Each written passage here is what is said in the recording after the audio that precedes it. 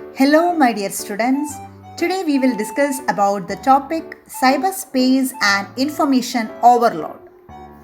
Unlike most computer terms, cyberspace does not have a standard objective definition. Instead, it is used to describe the virtual world of computers. Cyberspace is related to the use of global internet for various purposes, from commerce to entertainment. Wherever anyone set up virtual meeting spaces, we can say that there exists cyberspace. Cyberspace allows users to share information, interact, play games, engage in discussions, or many other activities. So, what is cyberspace? Cyberspace simply refers to the virtual computer world, and more specifically, an electronic medium that is used to facilitate online communication. Cyberspace typically involves a large computer network made up of many worldwide computer subnetworks to facilitate data exchange activities. The word cyberspace was first coined by the science fiction author William Gibson in his 1982 story Burning Crow and popularized by his 1984 novel Neuromancer. When he sought a name to describe his vision of a global computer network that is linking all people, machines, and sources of information in the world, and through which one could navigate as through a virtual space. So, cyberspace simply refers to virtual computer world.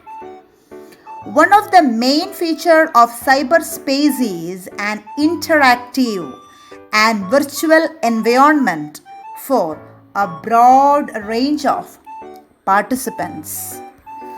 Online gaming platform is the best example for cyberspace. Here, players are playing all together, creating their own cyberspace world that exists only in digital area or domain and not in physical world. You just think this situation when hundreds of people who may have gathered together in physical room in a physical a big auditorium in the past to play a game do the same thing instead by each looking into a device from remote locations. Then that becomes cyberspace. Next term is information overload. Information overload is a growing challenge for individuals and organizations across the world because the internet has been a boon in many ways. It has also been a bane. We are now exposed to large amounts of new information every day. Whether it is email communication, social media, or even reading the news, a majority of the population is constantly consuming information. An increasing number of digital platforms has added to the existing pool of data. We have too many choices and not enough time to process most of what we take in. Managing information in daily life is a problem which faces by everyone.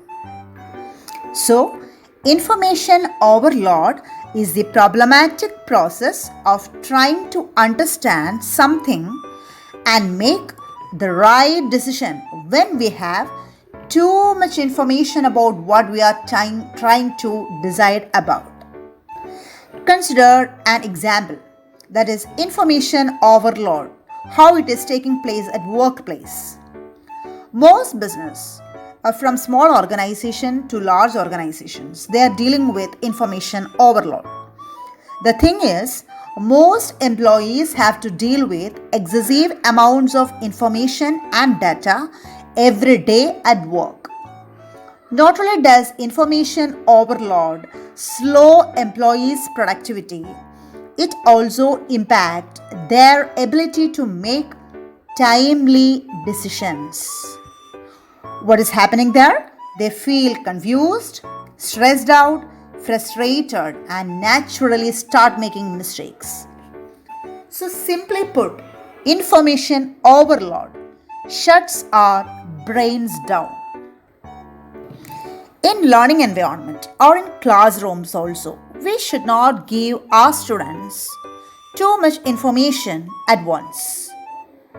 We need to focus on exactly what it is we want our students to learn and move towards that. Then only our students will understand the concepts very easily. So how can we solve information overload problem? First of all, we should have a reasonable idea of the type of information we want and need to gather. Next, identify a small number of key information sources, including publications, websites, blogs, and other hard news sources. Then, streamline your intake capacity.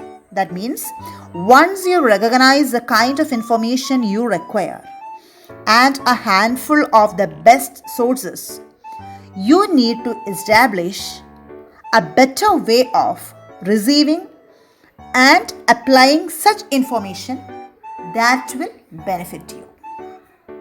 So, hope that you understood what is cyberspace and what is information overload. Thank you.